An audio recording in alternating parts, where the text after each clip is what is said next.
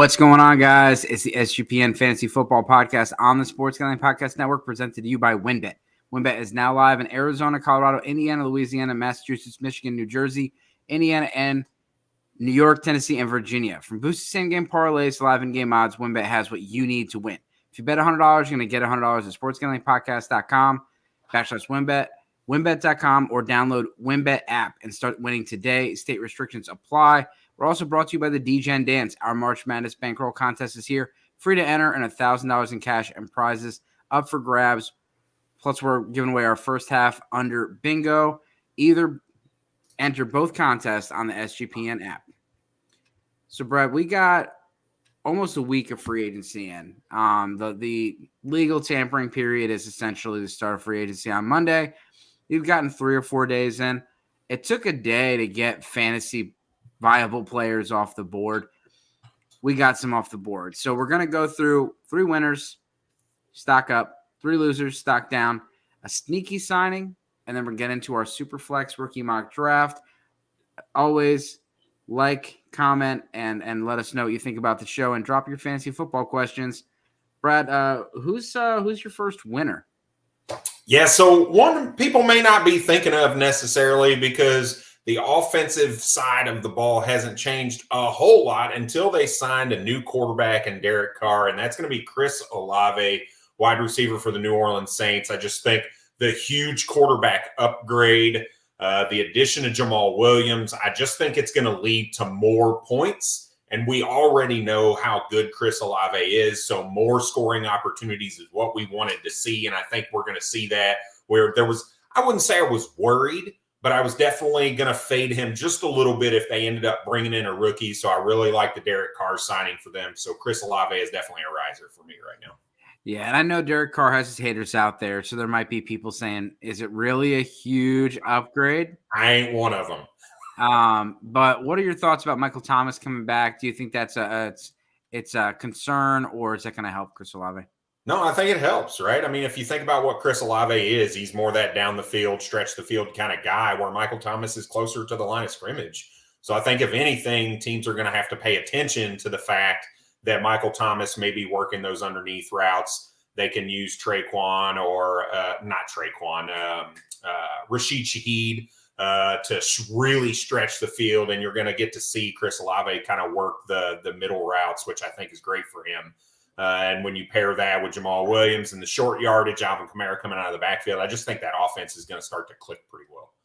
Yeah, and one of the winners I want to bring up is Khalil Herbert, and I get it. Like, this could be fool's gold, but at the end of the day, his stock is up. David Montgomery's out of town. He's currently the number 1 back on the roster. Yes, you probably can't go and trade Khalil Herbert for a first-round pick right now. But I'm guaranteeing people are trying. I said on Twitter, I said that sound you hear is Khalil Herbert hitting the trade block in everybody's league, because he's not someone that has full support of the fantasy football community. And so people like him, some people don't. And so people will be trying to sell him, or people bought him last year with hopes of selling him. I'm going to hold him unless I can get something decent for him. Just because even if the Bears add somebody, we don't know what that's going to be. If they add somebody and it's a big bruiser and Khalil Herbert gets all the passing down work and gets, the valuable fantasy football touches, I'm okay with it. If they add a rookie and he gets the large portion of the work, I'm okay with it. If they add Bijan Robinson, you're in trouble. So I don't think they're going to do that. And so I'm going to hold them, but of course it's okay to dangle them out there and get out of the risk of the fact that they could draft somebody. This isn't someone that's had huge fantasy football success before. He showed it in moderate doses. He was a top 12 running back last year for a few weeks. And he can do it. He does look good in this offense. So Khalil Herbert, big winner. Yeah, so my second one's going to be Sky Moore, wide receiver for the Kansas City Chiefs. And he's not like this huge riser, but watching Juju leave town, watching Cole Hardman still be unsigned, really opens the door for Sky Moore. and Kadarius Toney and MVS to really be the 3 wide receivers in that team. And we saw Sky Moore start to get sprinkled in a little bit towards the end of the season. And I think we're going to see some more of that. He's just a guy who needed a little bit of development time. They didn't have to force him in because the team is really good all around him anyway. But I think now he's going to run into a lot more opportunity, which for me, I'm going to try to capitalize on the fact that people are probably still really down on him. You can still get him at a very affordable price, especially if you try to do it in the rookie draft, which we'll do a mock here in a little bit of. You could probably move an early to mid third round pick for Sky Moore with some of these guys that are going to be on the board. And I think that's a steal from a value perspective, and he's going to definitely give you that return. So, and then the next guy that I have is Miles Sanders, sticking with the running backs. Miles Sanders got the best contract out of these running backs.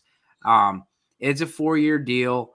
I will give this to everybody. Stop reading the headlines and overreacting.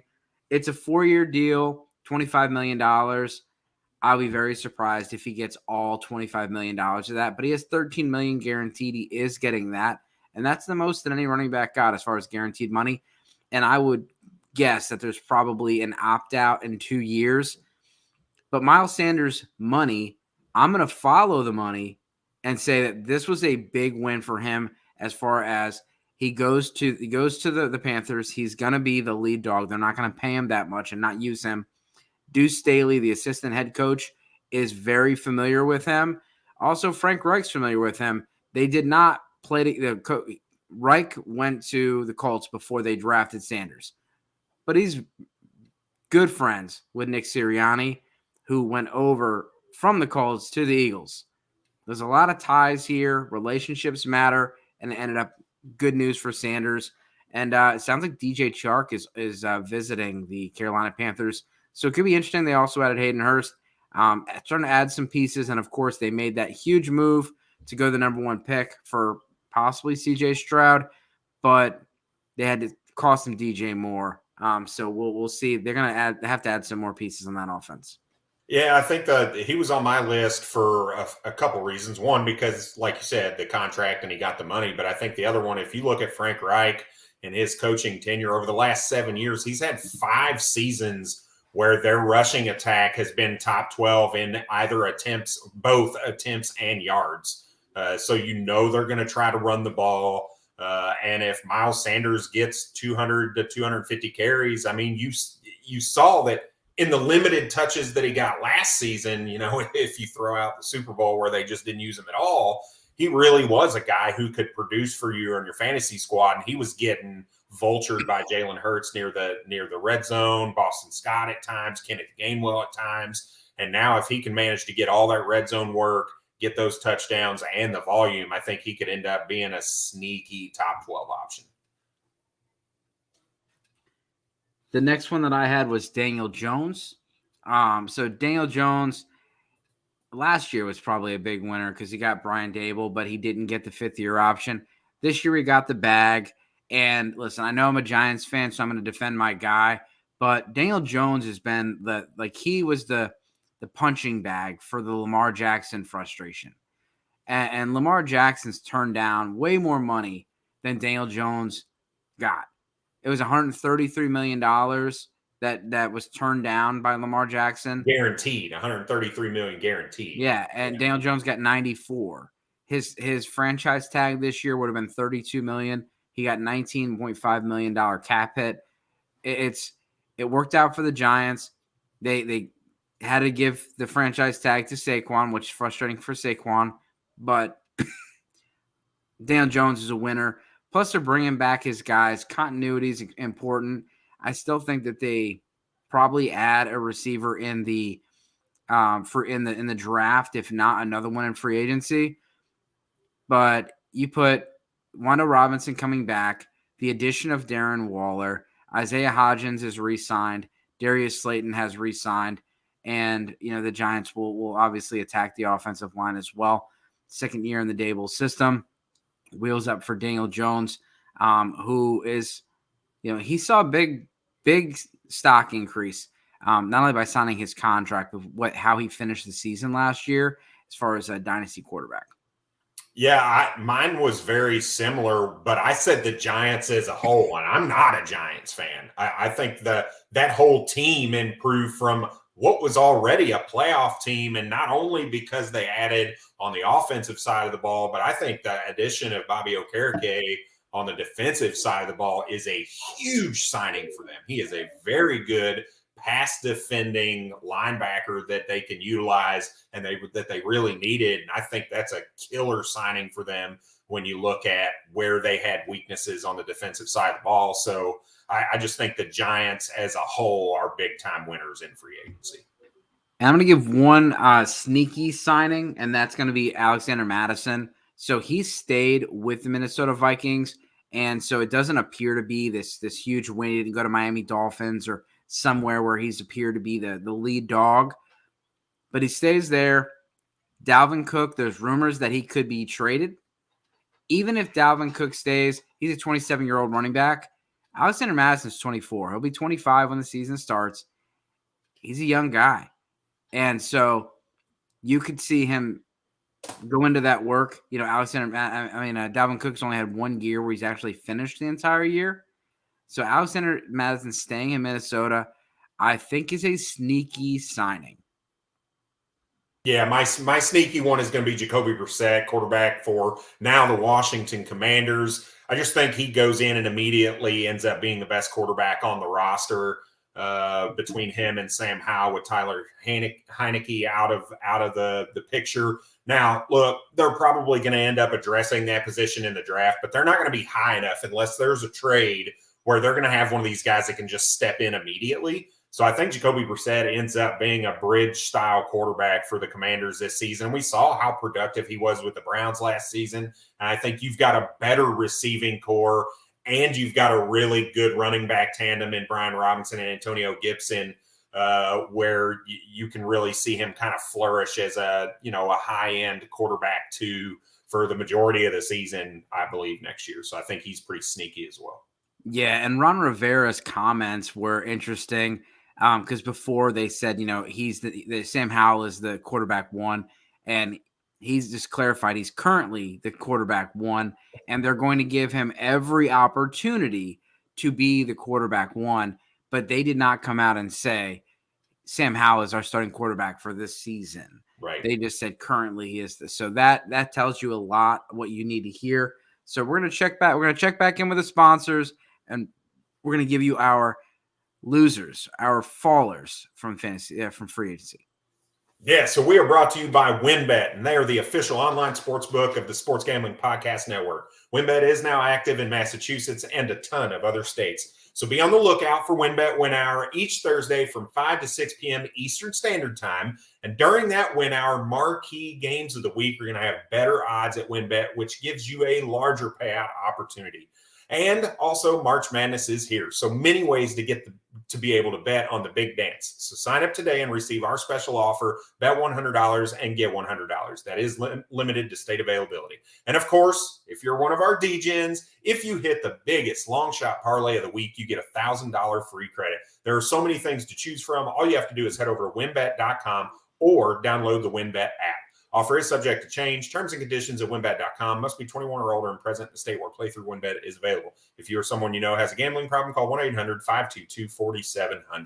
And we are also brought to you by the March Madness Contest. The DGen Dance, our March Madness Bankroll Contest is back. And it is free to enter with $1,000 in cash and prizes up for grabs. Plus, we've got first half under bingo where you can win an SGPN gift card. So give both those contests and enter on our exclusive SGPN app. So anytime there's some people rising, there's people falling as well. Who do you think was someone that fell or at least was a loser for free agency? Yeah, I'll go for the obvious one for me, and that's DeAndre Swift. I've had a huge amount of love for him since he's come into the league.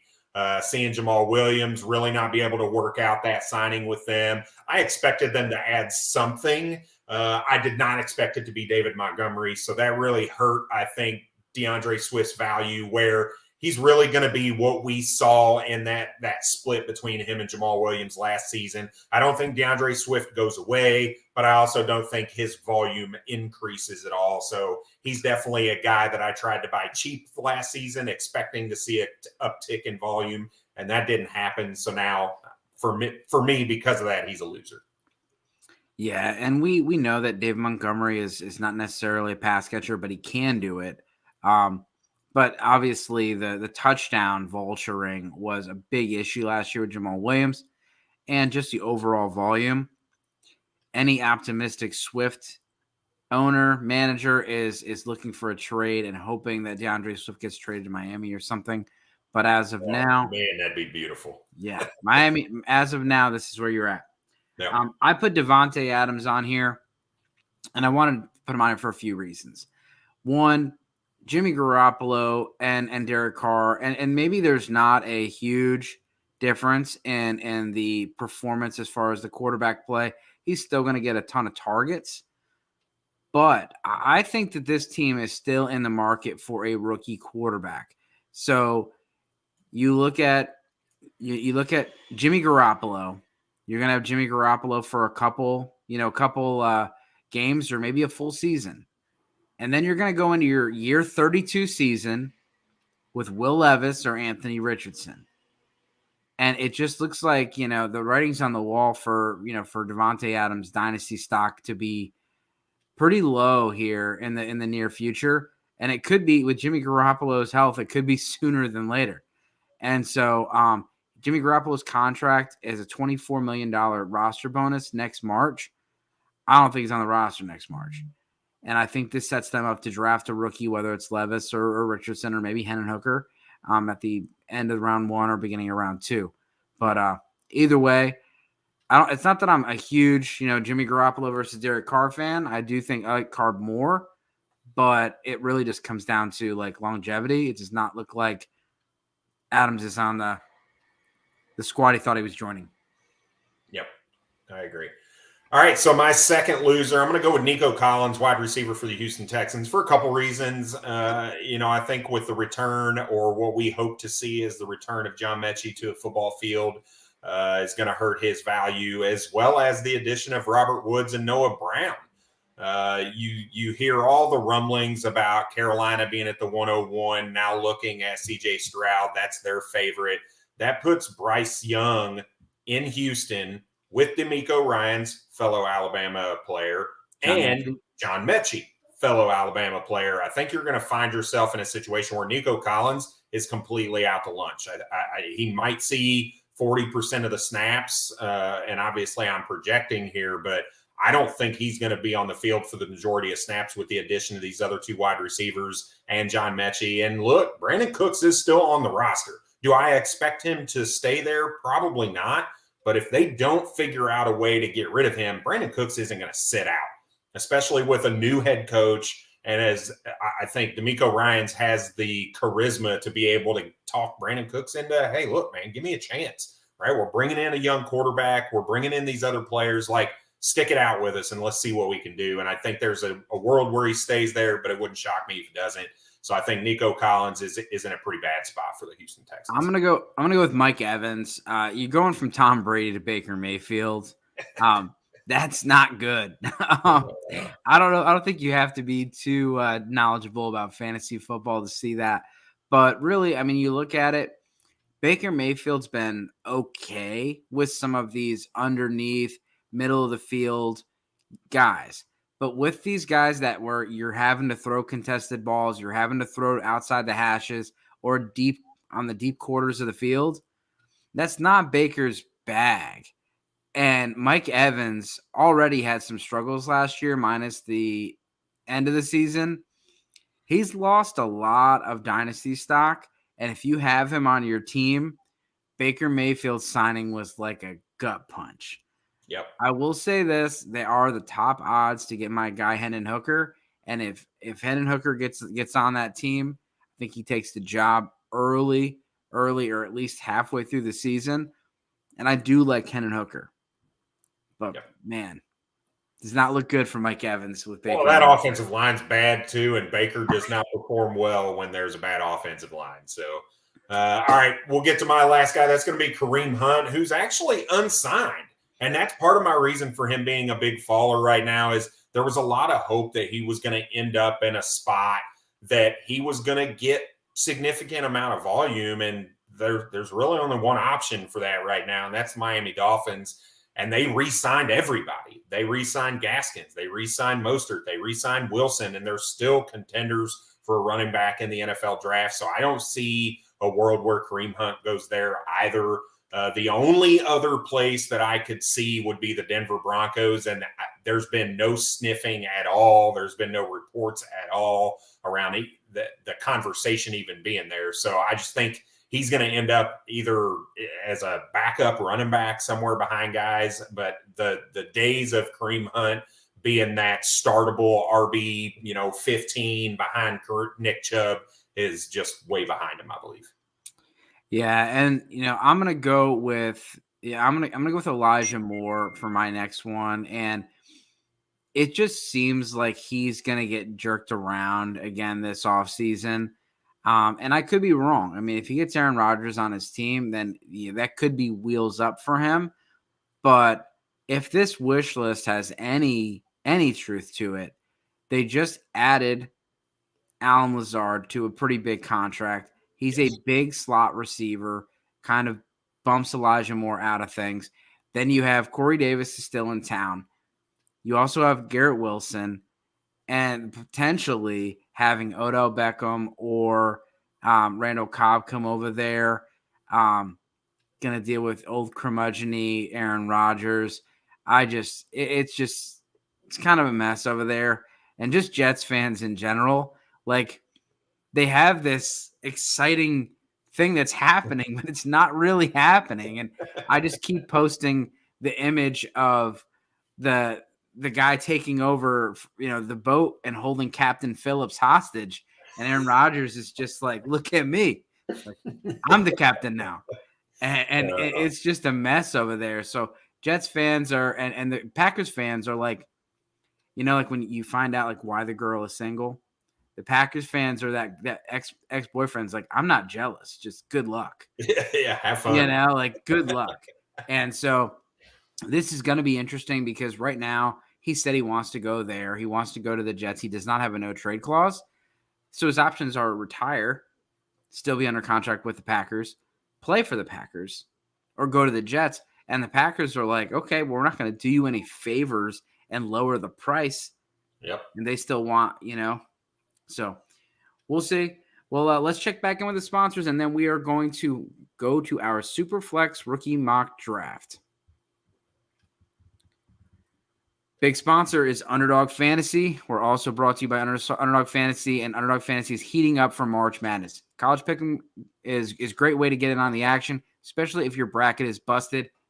For instance, day one. Plus, Underdog Fantasy has your favorite college basketball player props. Head over to UnderdogFantasy.com and use promo code SGPN for 100% deposit bonus up to $100. That's UnderdogFantasy.com, promo code SGPN. All right, let's bring up this rookie draft.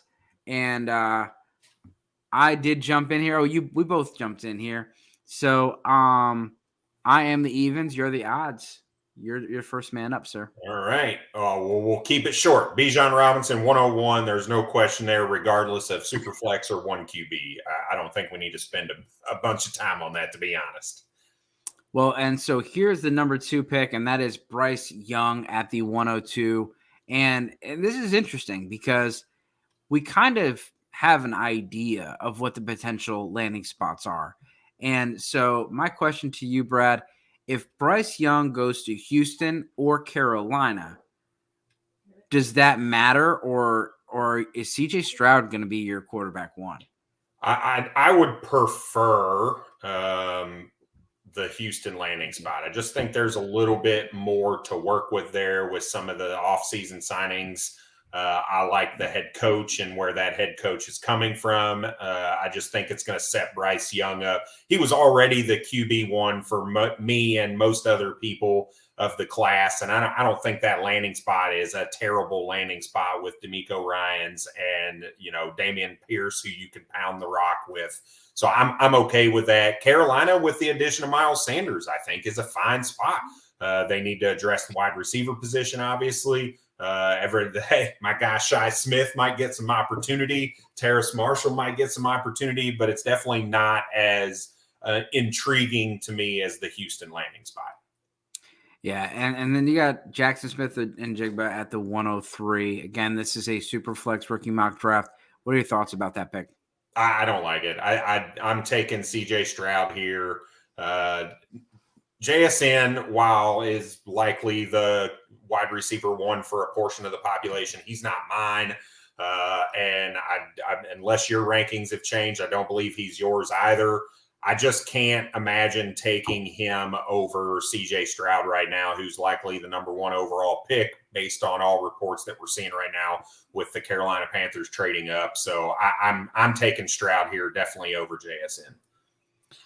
Yeah, I'm taking Stroud over JSN. I mean, him and Addison are neck and neck. It's kind of 1A and 1B for me right now. I want to see where they're drafted, mainly draft capital. If one of them goes 110 and one of them goes 130, that's going to be a big difference. And, we didn't get to see the 40, but we did get to see a pretty good combine workout. And Addison, not as exciting. Came in a little smaller than we expected, came in a little slower than expected. But, the tape doesn't lie. He's fast.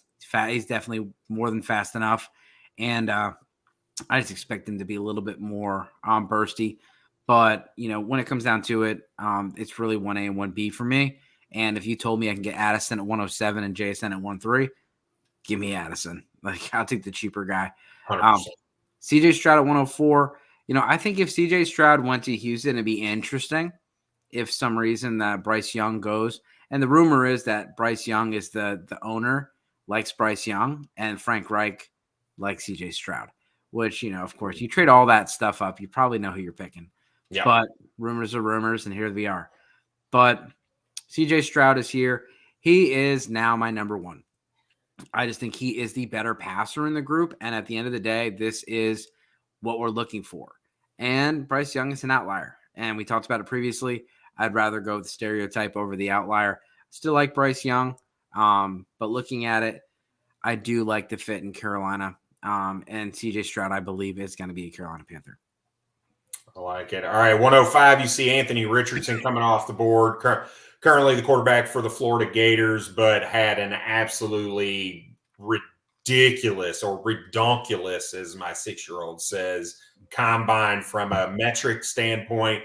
But look, 105 is entirely too expensive for me, for somebody who is, quite frankly, not that great of a quarterback from a passing perspective. Does he have a cannon? Absolutely. Do people want to compare that profile to Josh Allen? Yeah, they can. You can compare it to a lot of players, but look, the film doesn't lie. He's got a lot of development to go, and I don't think he's going to step in and be a starter this year. I think he could, even if he does get the opportunity, I think he's going to struggle. He's going to struggle against NFL defenses, and there are way too many talented players on the board right now for me to take that shot at 105. So I'm passing here. I don't like it. Yeah, and he's going as high as 101 in drafts. So it's let somebody else do it. He's going to be a very interesting case study, and people have said, they weren't worried about taking, Trey Lance when they knew he was going to sit for a year. So they see it in a very similar light. And we'll see. We'll see how it goes. And Anthony Richardson, it'll be interesting to see where he's drafted. Based on Daniel Jeremiah's comments, he is not going to be available. And, in the, even the 11 spot to Tennessee. So you're looking at, the Lions or Seattle or the Colts or the Falcons. There'll be, and the Colts would be interesting behind Gardner Minshew. I would wonder how long can Gardner hold them off. Goff or Geno, I think, could hold them off a little bit longer, which I think at the end of the day would be better for him. And I do think that Seattle or the Lions would be the best landing spot because he's not going to be rushed onto the field. I think no matter how good or bad the quarterback is, the pairing is extremely important. If Josh Allen was not paired with Brian Dable, I don't know if we're where we're at. I mean, it really comes down to the pairing. Obviously, Josh Allen's he had 2 years that weren't that great. Yep. He made a huge jump, but you have to have an organization that's patient with him, and you got to have the right coaching staff around him. Yeah, I think Atlanta would be the best thing for him immediately, mainly because if you think about, the type of production that you saw from Marcus Mariota, that team wants to run the ball. So they're going to utilize his legs to the maximum. Now, is that good for his development? Maybe, maybe not, right? But he's got some weapons there as well in Drake London and Kyle Pitts. So to me, that's the absolute, I'll say the dream location for him, I guess. I'm still not touching him at 105 there, but if he goes to Atlanta, I'm going to be in a little bit more than some of these other landing spots. Yeah, and I can absolutely see him there. I'm not a big Arthur Smith fan, but they do like to run the ball. And imagine if you have him and Tyler Algier and Cordero Patterson, that's a bully of a squad. And you can do a lot of things there. And, he may sit behind Desmond Ridder for a little bit, but I'm not a big Desmond Ridder believer. Let's keep moving here. I got Jahmyr Gibbs at the 106 spot. And Gibbs is a guy that he came in at 5'9", 199. If he had a cheeseburger and was at 201, does that make a big difference? I don't know. But the fact is, he knew that he was going to the combine, knew he was going to be weighed. And if 199 was, kind of where he can get to, there is some concerns because there are not a lot of top-end fantasy football producers that are that weight. It's just, it's just facts. There's just not a lot. But he does not look small on the field. We don't have any injury or durability concerns. And the way that he plays, that's more out in space versus between the tackles, I'm not very concerned. I still like him as an Alvin Kamara, Aaron Jones type of player. He can be used between the tackles in certain ways, but he's going to do the best work out on the edges, getting him out in space. He's a good enough route runner and receiver that he can split out wide. And I think that's where you're going to see him used. So I'm very interested to see who gets him. My player comp was Tony Pollard. And if he's used in a way that Tony Pollard was used this year, sign me up. Sign me up. So maybe I just put him. If Austin Eckler wasn't there, I'd put him over there with Kellen Moore. But there are some definite options that I think you could put him at. That'd be fun. Yeah, so at 107, we see Jordan Addison come off the board, and I love this. He is my wide receiver 1, so this is a steal from a value perspective for me. You got a guy who can run any route you want him to. He can create separation by that. I know he came in like 172 or whatever. I'm not super concerned with that because we've seen some high-level performance from players that have come out of college in that 170 to 180 mark, and people talk about, well, can he hold up? Well, both of them have. Garrett Wilson was healthy. Devonta Smith's been healthy for 2 seasons.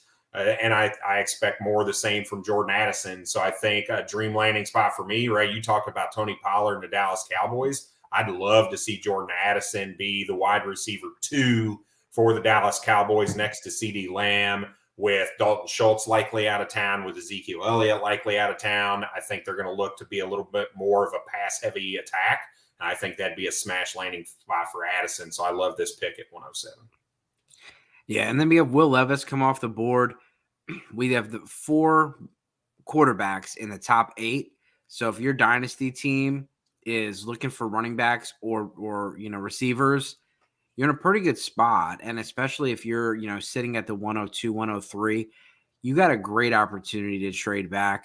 And if you can trade back, and I'll let Brad talk about the next guy, and get some of these running backs at the end of the first round, you could be in a very good position.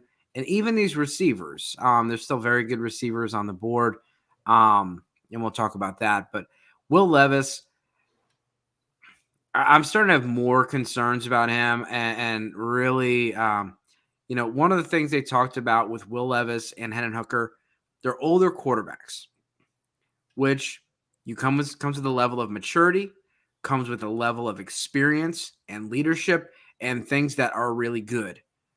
You want a guy that has some experience. You see a Brock Purdy type, but Dale Jeremiah asked Bucky Brooks, "Hey Bucky, sorry, your kids are on the line. You got to win a game tomorrow.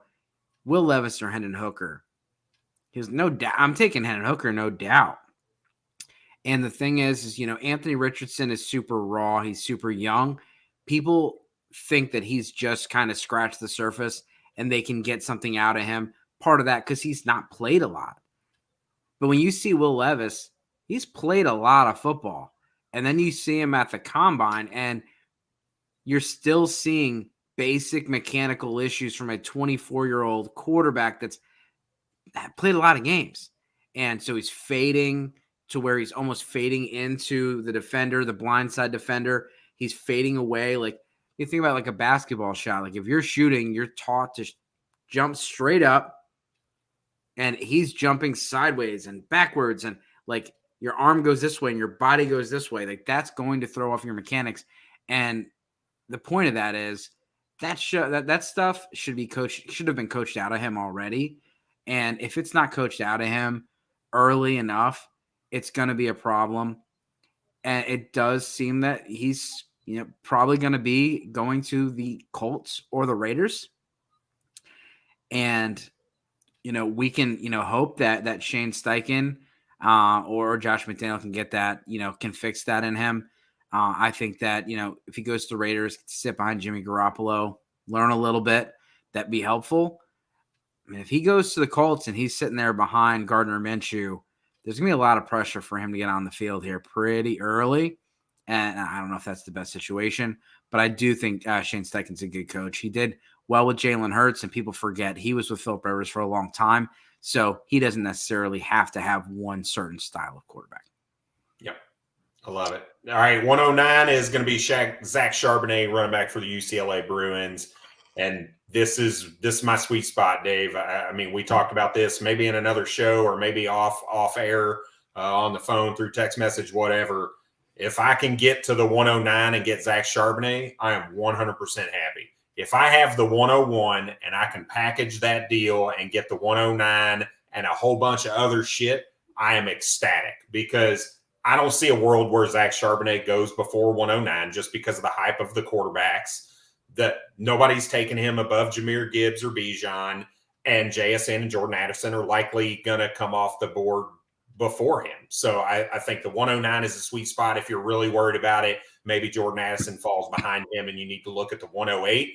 But that's where I'm looking to move in a rookie draft because I think Zach Charbonnet has the potential to be the only other 3-down back outside of Bijan Robinson in this class. He's proven that he can do it. If you look at his production, whether at Michigan or UCLA, he's seen upticks in yardage. He's seen upticks in touchdowns. He's seen upticks in receptions and receiving yards just year after year after year. And he has the size to go along with it. So I think the 109 is a great value. This to me is one of the best values in the first round period in Zach Charbonnet. And so I took Quentin Johnston next, and thinking about it, I probably should have went with my guy Zay Flowers, in all honesty here. But Quentin Johnston is, he is the kind of Anthony Richardson of the receivers, where he's got the big body. He's got this, he's got the prototypical, size speed combination you're looking for. And that could be great. It could be, you could see a guy that really dominates and has a huge ceiling. But looking back on it, when I did this real quick during my staff meeting this morning, I would have taken Zay Flowers if I really checked the board, because Zay Flowers is my wide receiver 3. Yeah, next up is Michael Mayer. A lot of people's tight end ones here. I'm totally fine with this in the back end of the first if you're looking to fill that tight end because you're starting to get into the question mark of some of the other positions, whether you're looking at the running back or the wide receivers, where really without knowing landing spots, I get this, right? I'm going to take the top player on the board at that position from a 3-down perspective. For some people, not everybody, instead of the chance at a Zach Evans who, talking to Dave, we know had very limited interaction at the NFL Combine, which is a pretty telling thing. Or you've got some of these undersized guys in Zay Flowers or Jalen Hyatt or Josh Downs, Devon A. Chain, super small guy. So now Hendon Hooker, there's so many question marks. I get it. I'm totally fine with that. A guy that looks like a linebacker. He's that contested catch kind of guy. He's not going to create a bunch of separation with his exquisite route running, but you're not going to keep him from catching the ball either. And he's one of the better blockers in the class. I'm not going to say the best because I think Darnell Washington is that guy, but he definitely has a 3-down skill set, which is what you're looking for a rookie tight end to get on the field early and often. Yeah, and I'm Zach Evans actually had quite a few interactions. He met with 18 teams. Is that what you said? Zach Evans earlier? Yeah. He actually had a lot of interaction. He had 18 teams that he met with, 4 formal interviews, and the Eagles were one of them. And I'm going to disagree with you. There is quite a few backs on here that I think can have a 3-down skill set. And I'm looking at the board, and I'm looking like there's some people that weren't drafted that should have been drafted. But looking at the board, there's plenty of guys on there. But Zach Evans is at 112. He's 215. He's got good size. Bijan Robinson, very similar size. Bijan Robinson, I think people are forgetting. Like people are acting like he's 225 and 6 foot. Like he's not huge. He's very well built, and he's a very good size running back. There's no concerns. But he's 215 pounds, and Zach Evans 215. Like I said earlier, had a ton of interaction, as far as interviews and things like that. And I think he's being slept on a little bit. And he offers a dual threat. He's a run. He's a good runner. He's a good pass catcher. And I asked him. I said, Zach, what's a part of your game people aren't talking about enough? First thing, run blocking and pass blocking. He said, I'm a good pass blocker. People need to go check that out. And pass blocking is 100% a way to get yourself kicked off the field or to stay on the field, because the most expensive person on the offense is typically the quarterback. And if you can't protect the merchandise, you're going to be sitting on the sideline. Let's speed this up a little bit. 201. All right, 201's Josh Downs. I'm going to be 100% frank. I don't like this pick at 201. An undersized guy. The more I watch him, the more I see De'Ami Brown, who had very similar numbers to Josh Downs his final season in North Carolina, another North Carolina Tar Heel wide receiver. And I think he's a one-trick pony that I'm just really not feeling at the 201 to give old Eric Burkholder a little bit of slack. He did auto pick this because he was working and wasn't able to make the pick, but I don't like it at 201 with some of the other players on the board. Shame. Jalen Hyatt is, he's a guy that people are really warming up to as far as the NFL. And he could go a lot higher in the drafts than you expect. But one thing concerns me for fantasy football purposes. They talked about him on Move the Sticks as more of a Ted Ginn kind of a player, where it's a very limited route tree, a lot of goes, a lot of crossers, a lot of things that are very good for football, but he's more of a open the offense up kind of player. Like they put him on, I think they put him on the Chargers and had him opening things up for Mike Williams and Keenan Allen. And of course, it's going to result in some production, but consistent production like you get with Keenan Allen, probably not. And so take him at the 202 over some of these other options. Like I said, Zay Flowers still on the board. I would have taken somebody else. Yeah, and that's where I'm at with the 203 with Devon A. Chain coming off the board, running back for the Aggies. I'm interested in a couple of these wide receivers. I'm interested in Kendre Miller over him. You talked about outliers, and he kind of is that outlier for me out of the running back class from a size perspective. I know from a BMI point of view, he's probably going to come in okay, but the height and size together, I'm just not super fond of. He's an explosive player. I won't doubt that. I think he's going to get the opportunity to be on the field early from like a punt return or kick return perspective as well. I think whoever takes him is going to try to get him on the field and get some of his explosiveness out there to better the team anyway. But that doesn't bode well for fantasy. So at 203, it's a little early for me. Yeah, and then Zay Flowers at 204. Like I said, I think he's a first-round pick. And, the 110 guy should have took him. And, I like technicians. I like people that, that know how to run routes. They seem to translate to the NFL a lot faster than the size speed guys. And so everyone in the NFL is a size speed guy. The route runners create separation, and Zay Flowers is a natural separator. The biggest question on him was his size, and he came in big. He looked good, and he carried the weight well. He still ran his 40, He's one of those guys that, a lot of these guys with weight concerns, they put on weight or they put on a bunch of weight. They didn't run. Bryce Young and other people, they put on the weight, they didn't run. He ran a 4.42 and he was 15 pounds heavier than Jordan Addison. So I think he's going to be, he's going to be a guy that can move around the formation and be an early fantasy producer. Yeah, 100% agree. All right, at the 205 is Kayshon Boutte, wide receiver for the LSU Tigers. I think this could be quite possibly the steal of the second round. There's a world where he's the best wide receiver in the draft. But there was talk of him being the best wide receiver in the country going into last season. In college football, he had some fallout with the coaching staff, new coaching staff, and it just never came to fruition. But from a talent perspective, it's all there. He's got decent size at the wide receiver position. It's kind of the new norm, right around 200 pounds. And I think if he finds himself in the later rounds going to a really good team, he can find himself in a very good situation that for me is going to warrant drafting him in the late first round in rookie drafts. And I'm totally fine with that. So I love this value for Kayshon Boutte. Yeah, he's just kind of going under the radar right now. And he's a guy that at one point was the wide receiver one in this class.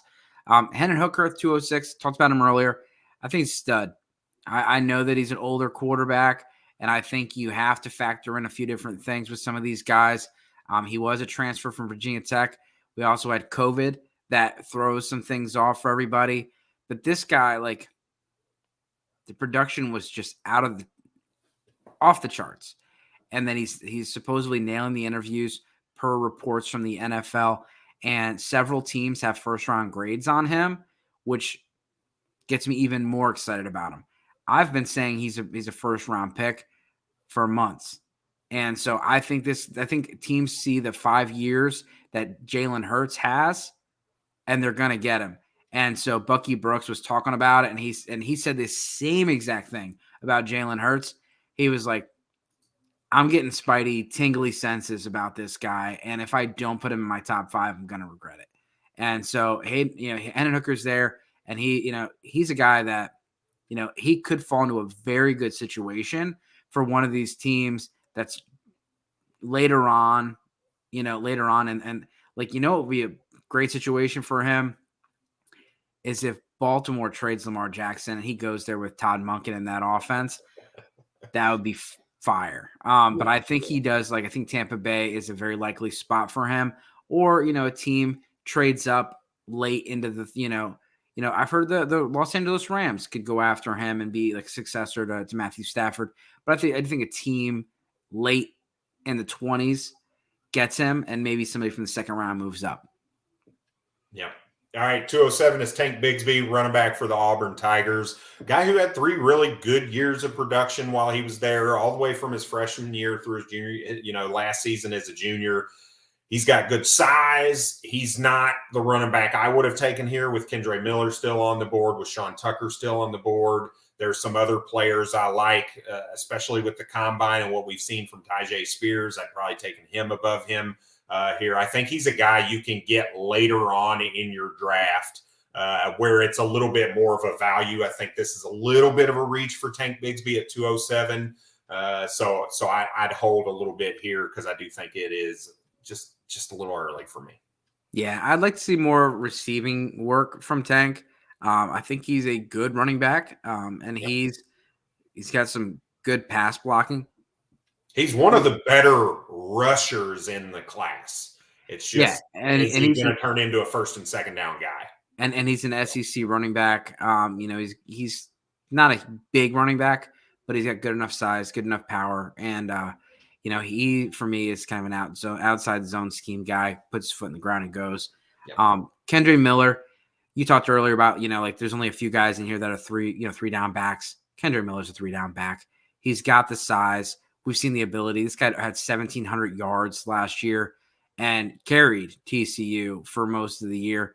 This guy's an absolute stud, and he's another guy that had a ton of interviews, a ton of contact over there at the combine, and I think he's going to be, one of the better players that goes, day two, day two, or he's going to go round 2 or 3. Yep. All right. Next up is Dalton Kincaid at the 209, tight end for the Utah Utes. This is another one of those huge values. If you can get quite possibly the tight end one for a lot of people at the 209, a guy who's an athletic freak at the position, I think that's a smash and grab to go. We've seen him just explode in games, and he's I don't want to say by far, but he's definitely the most athletic tight end out of the class that was able to pair that with production, right? So there's some argument about Luke Musgrave and his athleticism, but the production never showed while he was at Oregon State where it did for Dalton Kincaid in Utah. So I like this pick at the 209 from a value perspective. Yeah, I really like the value first round and second round for your team. Sean Tucker at the 210 spot. He's a guy that he's a little bit smaller, that may not be that 3-down back, but he's got some pretty special speed. And so you can see him go a little bit higher than expected. Yep. All right. 211 is Izzy, running back for the Pitt Panthers, guy who's got really good size, a 3-down skill set, and another one of these late, we talked about this in a mock draft before, that late second round from like the 208 to 212. I really like this range of players that you're getting. It's huge value, and Izzy doesn't disappoint at that value at the 211. I think he's a guy that can step in and give you some 3-down value right off the bat. Yeah, he had 30 touchdowns or 30 receptions the year before. He had 20 touchdowns this year. Showed the ability to do both, and he's got great speed, track star. I'm a big fan, and he's another one of those 3-down guys. Rashawn Johnson. A lot of people are saying this guy could be a starting running back for a team, and he's a little bit slower, a little bit of an old school guy, but some teams have thumpers, and we've seen it with, Dameon Pierce was not, if you looked at your drafts last year, this time of the year, Dameon Pierce was not a first round guy. He wasn't projected to be a starter. Rashawn Johnson's kind of that guy where he wasn't barely even the starter on his team. Rashawn Johnson is a big dude, got the typical size. He's a little bit slower, but he's not slow. He wasn't even wasn't the slowest running back out there. So I think he can be a starter or at least a productive player on a team. And you get him at 212 is a smash. Yep. All right. At the 301, we've got Marvin Mims, running back, wide receiver for the Oklahoma Sooners. Another one of these speed guys, right? We saw Josh Downs go a full round earlier. We saw Jalen Hyatt go a full round earlier. And I think you see a very similar skill set. Obviously, he didn't win the Biletnikoff this year, but a similar skill set from a speed perspective. Guy who gave you over 1,000 yards. Again, one of these wide receivers. This class is very unique, and they had a lot of players that produced for a number of years instead of just 1 year of production that we've kind of grown accustomed to over the last few seasons. But this dude can stretch the field. I think he needs to go to an offense that is going to ask him to pretty much just kind of do that, which is going to limit his fantasy football upside. So probably more of a best ball type of target or something like that, or one of those guys that you get when he blows up in a week. You hope it's early in the season and you can sell the upside of him, because I just don't know that he has an all-around skill set at the wide receiver position. Yeah, and he's a guy that Move the Sticks mentioned as someone that they thought was really impressive. And, and some of that stuff might be how he was used in that offense. He's got good size and he's got rare speed. And so he could be someone that you could be surprised when he gets drafted higher than some of these other guys, and might have to reevaluate him in your draft. Yeah, his ADOT was just off the friggin' charts for 3 seasons. I think the last 2 seasons were over 20 yards a catch, and his freshman season was like 17 or maybe 16, something like that. I mean, he was just disgusting from an average depth of target perspective. Yeah, you put him with Josh Allen or something like that, and someone's going to get really interested in this guy.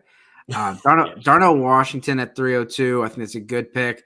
I mean, I've said on the show before, I'm not a huge Darnell Washington fan, but it's all about value. And 302, I think, is a good pick, especially for a stab at potentially the number 1 tight end off the board. I've said before that different teams have different players at top, and Washington could end up being the top tight end off the board. Came in a little bit smaller than what he actually played at last year, and so if he sticks to that weight and it's a little bit faster, maybe that'll help him create separation, do things that I'm concerned about.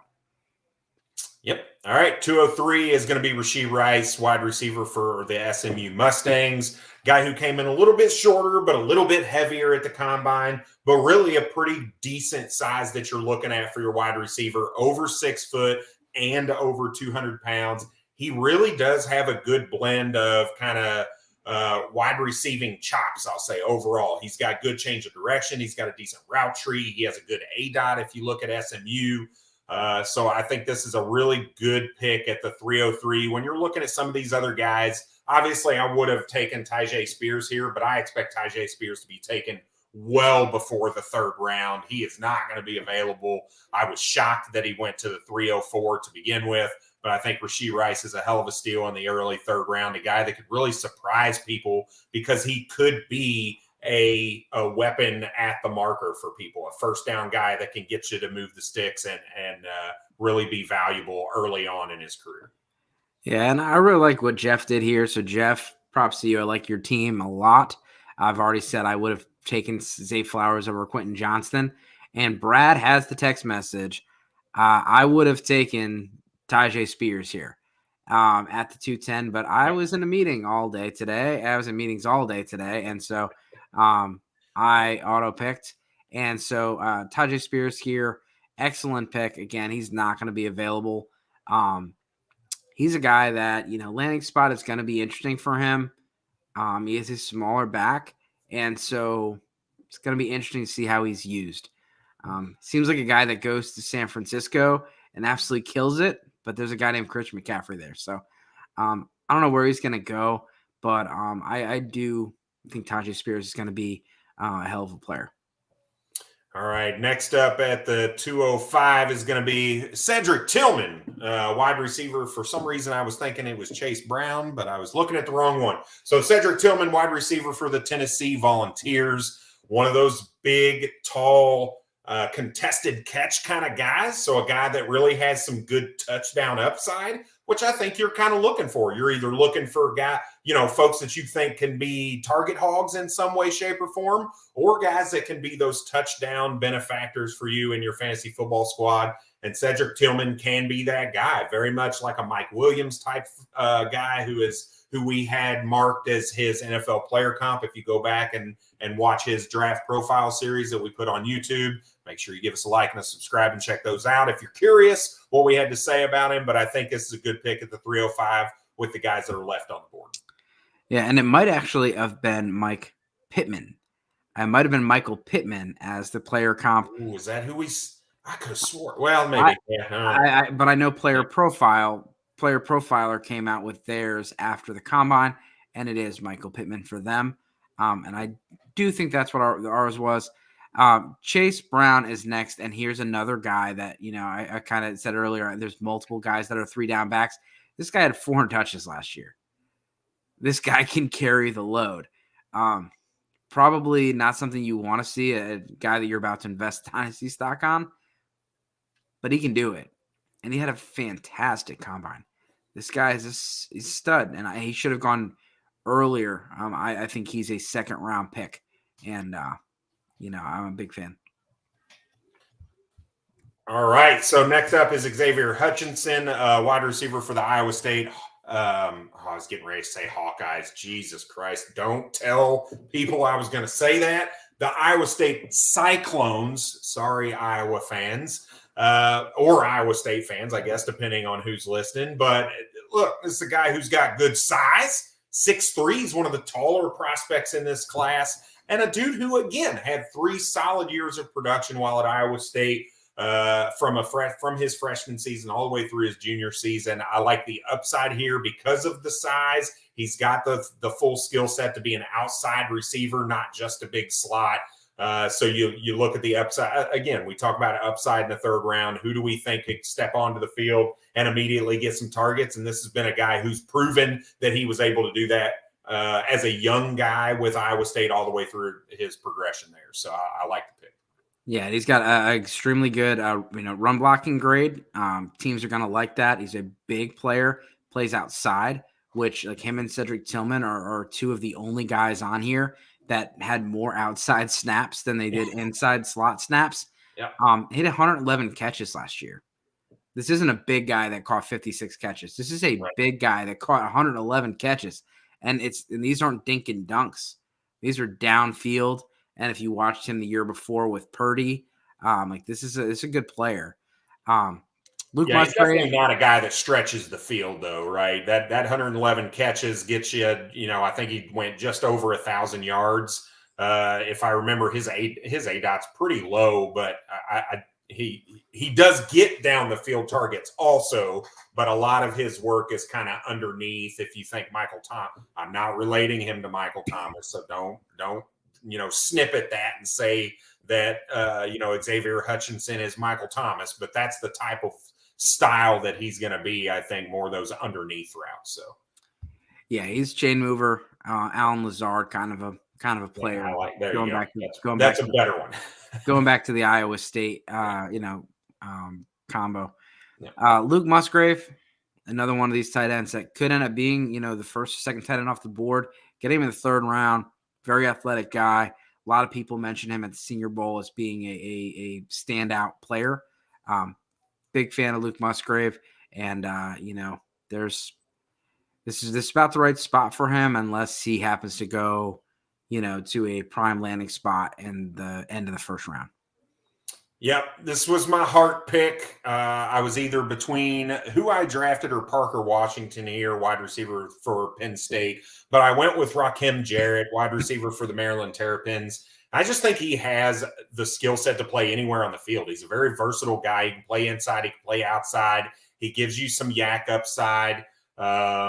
He's not a contested catch kind of guy, but he really is smart and knows when to sit down in zones. He knows when he's in man. He can really create some separation with a variety of different ways. I know the stats aren't necessarily there for him, but if you watch him, you'll see he is a very good player, and he was extremely highly recruited coming out of high school. Not that means necessarily anything coming into the NFL, but when you look at that and then the progression for him from his freshman to his sophomore season, really good. And then a little bit of a down season this year for really Maryland in general. I think you can see that what his production was this year is not necessarily what you saw on tape. So I like the pick here with Rakim Jarrett because I'm the one that made it. So, yeah. And, I'm definitely interested in Rakim Jarrett. He had a very good combine. And he had very poor quarterback play last year. And the offense was just really, really rough. and all the auxiliary pieces fell apart, and he was one of them. Eric Gray, talking about another guy that is, you see, had Parker Washington queued up. Yeah, sure. Yeah, I I should did. show everybody that Yeah, he's gonna iHeart Parker. I wasn't lying. Yeah. Eric Gray's been a guy that I've been really high on, and I think he's gonna surprise people. And listen, Lance Zierlein is much smarter than I am, and he's been doing this a lot longer. And he said that he's got an above average starter grade on him. This guy can be a starter on an NFL team based on what they're grading him out as. And what I see is a guy that he played around 210 pounds. He can catch the ball. He's a good runner, and he's one of these guys another guy that can be a 3-down back. And people are not looking at him because he's a little bit older, and Oklahoma was not as exciting this year. But you look at a guy like Ramondre Stevenson, came out of Oklahoma. This guy he's got a really, really good build, thick lower half, and arm tackles just don't do it. But you see him out in space. He got a lot of his catches. He's not necessarily someone you're going to line out wide like Austin Eckler, and he's going to go break some ankles and create separation. But screens, draw plays, those kind of things, where you get him in space, get him on the outside. He is a very shifty runner and a very creative runner. And he has good speed, power, and I think he's underrated. Yep. All right. So these last two picks, I don't know what you want to do with. They were both auto picks. I don't think either of the. So out of the two, I guess mine, Tanner McKee, I can understand. He is, most people's QB 5 or 6 in the draft. I just don't. I don't think either of these guys deserve to really be drafted here. So I'm looking at, I didn't purposely pull up the queue. I was trying to see what other players were remaining to say, here's who I would have rather taken. Obviously, I would have taken Parker Washington over both of these guys here, just because I think the upside is there, where I think both these guys are going to be backups, if that, in the NFL. Yeah, Debo McBride was not drafted. He should be off the board somewhere. Deuce Vaughn. Not left on the board. Yeah, Deuce Vaughn's going to be a very interesting player. Yeah. There's definitely players that, like Jaden Reed from Michigan State. Yeah, the other wide receiver in Maryland, Dante Demas. There's some other interesting names out there. The draft capital is going to matter. Yeah. All right. Well, hey, we appreciate you guys hanging out. Let us know what you think about the show. Tell us how terrible our picks were. Or if you liked one, let us know. We appreciate those too. Always, subscribe, like, share, helps helps show appreciation of the show, support the show. It doesn't cost you anything. And we get to keep doing this for you. So, as always, good luck this season. Cheers.